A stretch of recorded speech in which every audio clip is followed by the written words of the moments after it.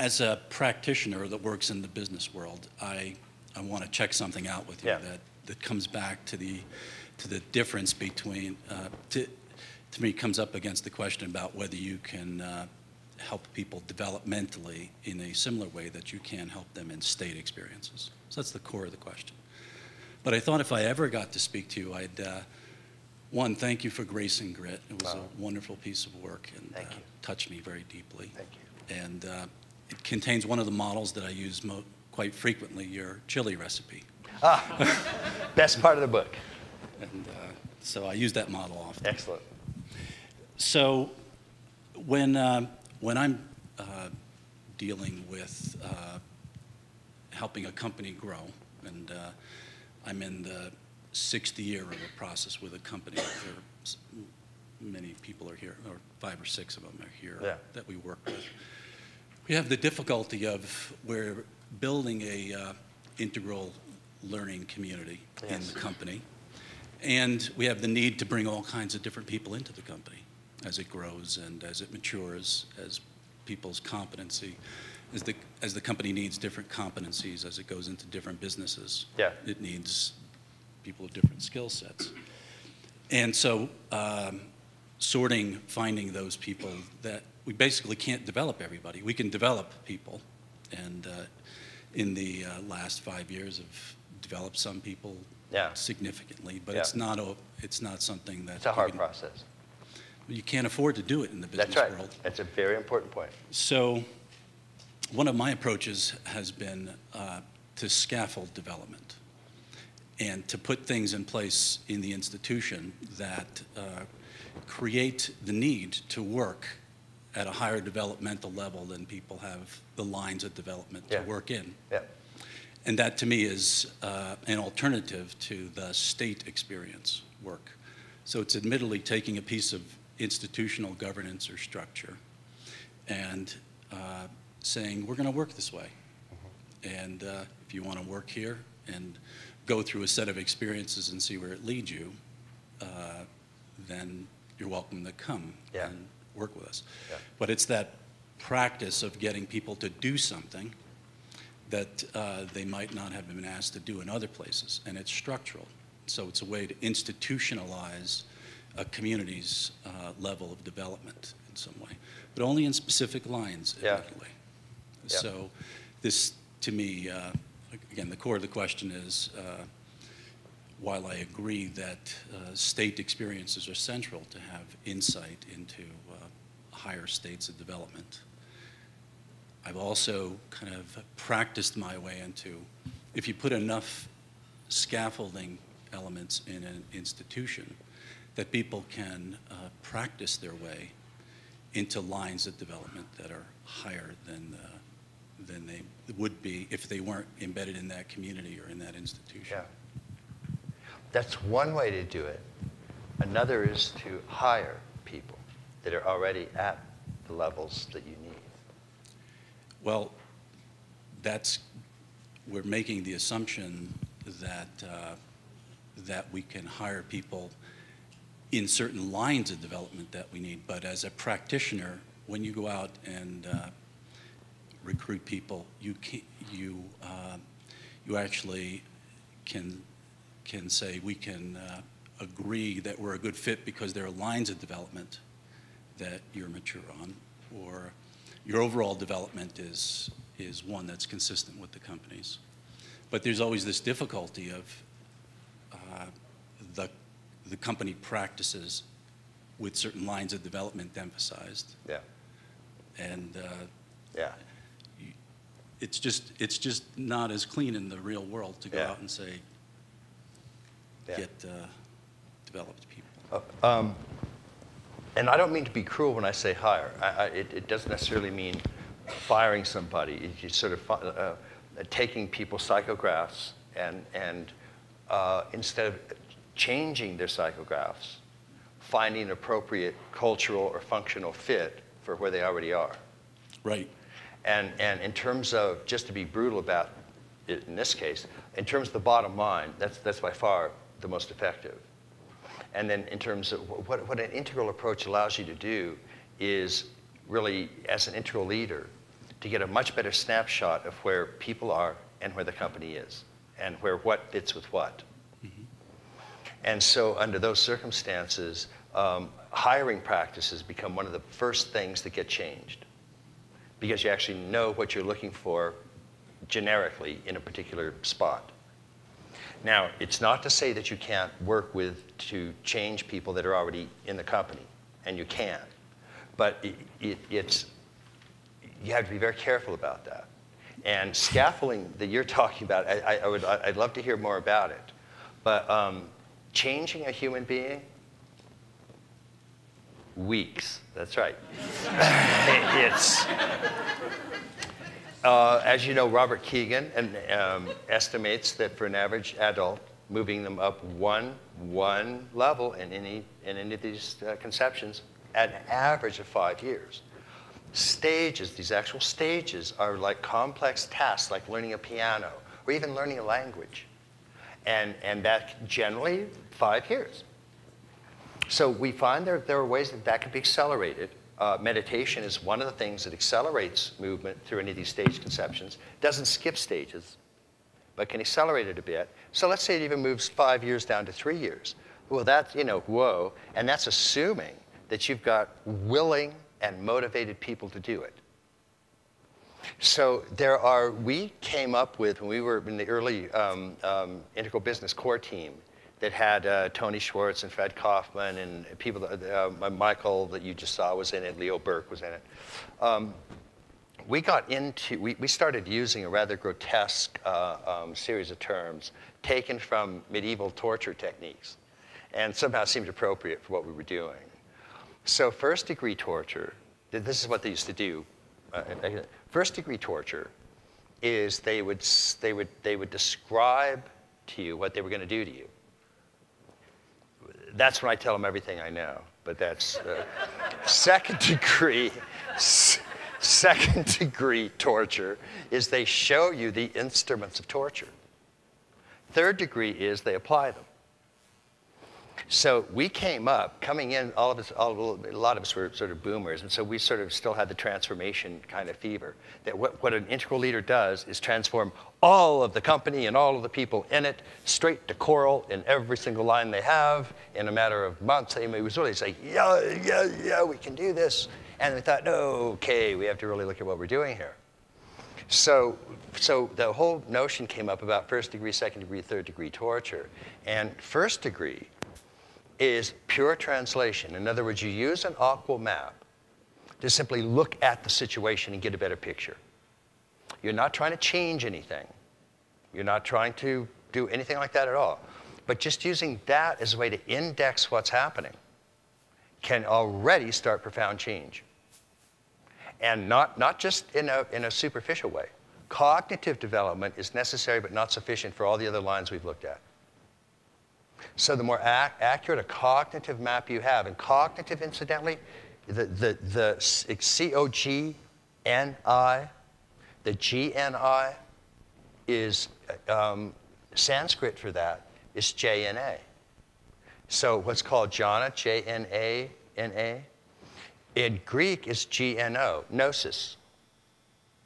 So cognition that has a really bad rep, it's much better to think about it as levels of gnosis. Levels of consciousness, not just levels of abstract stuff that doesn't have that. That's what cognition, that's why cognition is necessary but not sufficient for these other lines. And so being able to first degree torture is learning a more accurate cognitive map of the integral territory. And once you do that, you can start to index things that are going on. You get a better picture of what's going on. That can be a profound change right there. And moreover, you can teach cognition in a matter of, you can give a weekend, a seminar on the cognitive map, and people will get it. So that was first degree torture. Second degree torture was once you've learned the map, you start applying it.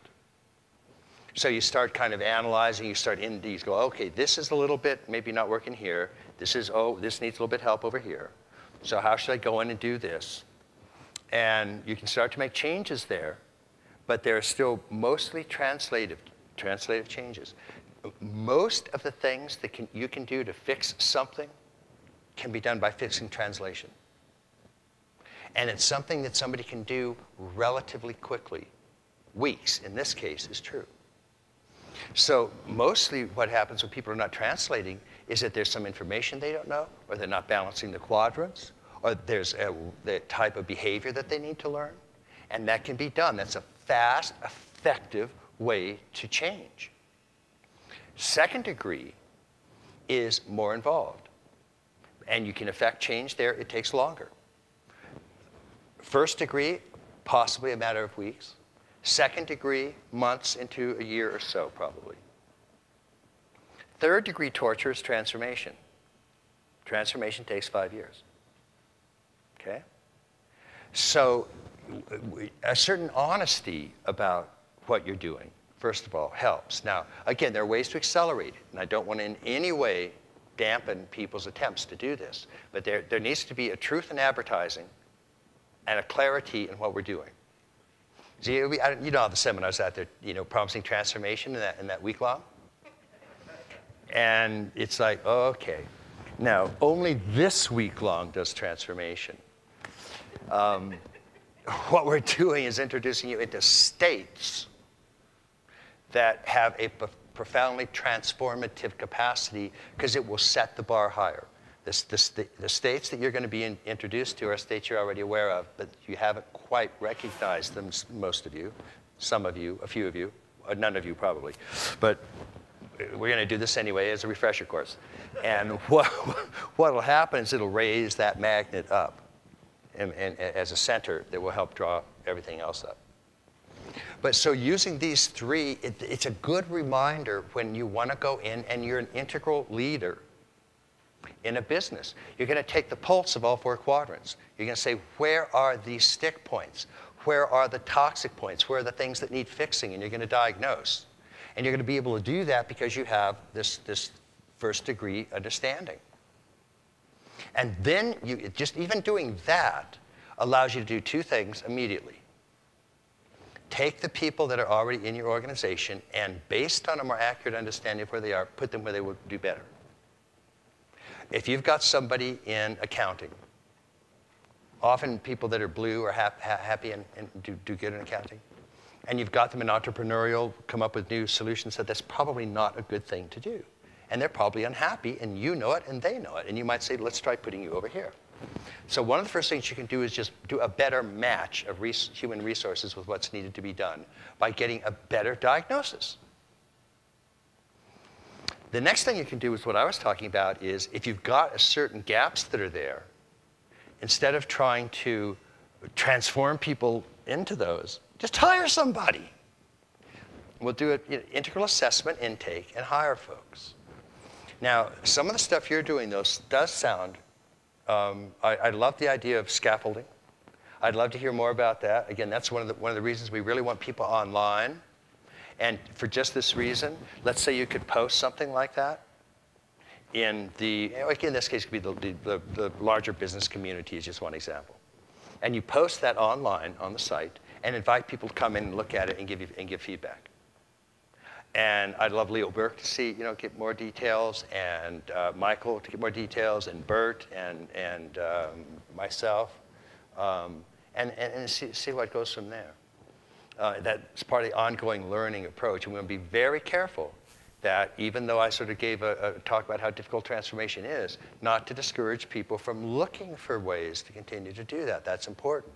But it's also important, remember, that the vast majority of human beings are going to reach a kind of stage of development, and that's going to be their station in life for a long time. So an enlightened business practice is to take people at these stations and put them where they're going to functionally fit and culturally fit and do the best that can be done. Because there are jobs that have to be done by every single stage of development. They're appropriate tasks. And so it's a matter of appropriate lining. So those are things that can be done rather immediately as you then start diagnosing and thinking about things that need to be changed. And you can change. But again, change is more difficult, take a little bit longer. And then you get at the far end of that. A lot of you know the work that Collins did on Good to Great, and all that, and of those like 5,000, whatever, Fortune 500 companies over an 11-year period, the ones that had actually turned around what they were doing, the number of them out of 5 were 11 companies. So, interestingly, all 11 companies had CEOs that were the equivalent of second tier. So, he calls them level 5 leaders, and they fit exactly the characteristics of Spiral Wizard. So, there you go. Keep us posted. Great. Oh, I see I've run over. Oh, and I don't want to get fired because I need this job.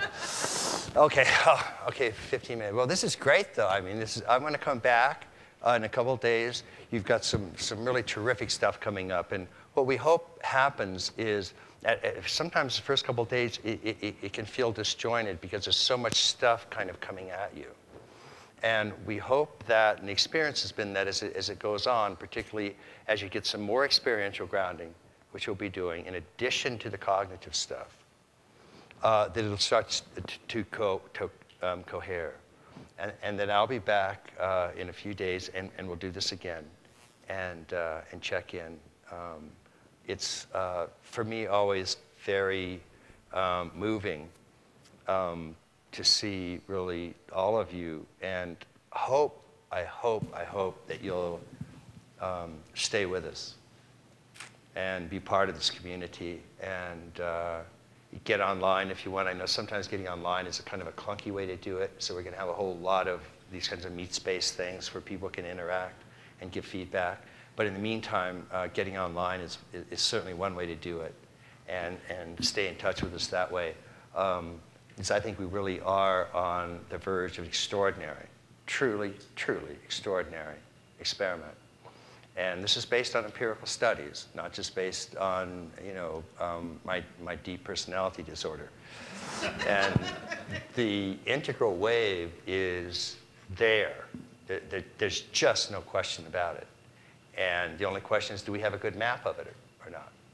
And our guess is that the AQUIL map is not the best map eventually. It seems to be certainly the most complete one that we can find right now.